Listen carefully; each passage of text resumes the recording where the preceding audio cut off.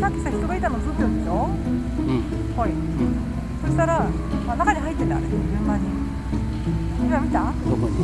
あ、そう背中が出てきたじゃん今。あ、本当だ。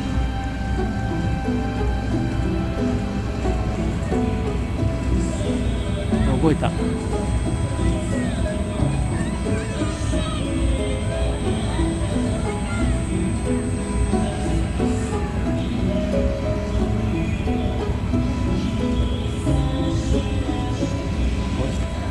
この時も人が入ってる。ち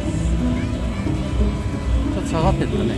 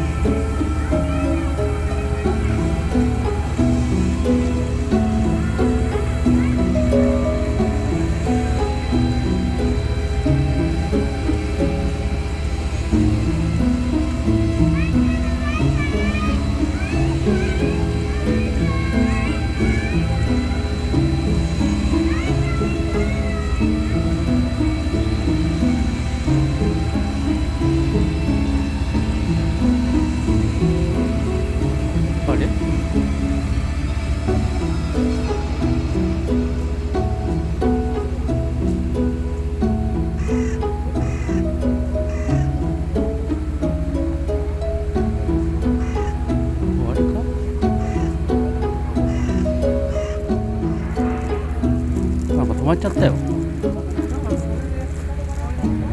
う終わりか？そうだけど、あれで終わりではちょっと。だから逆にあれで一回閉めて、次の時またもう一回始まるでしょ。本当は？だって1時間ずっと動いてるわけないでしょ。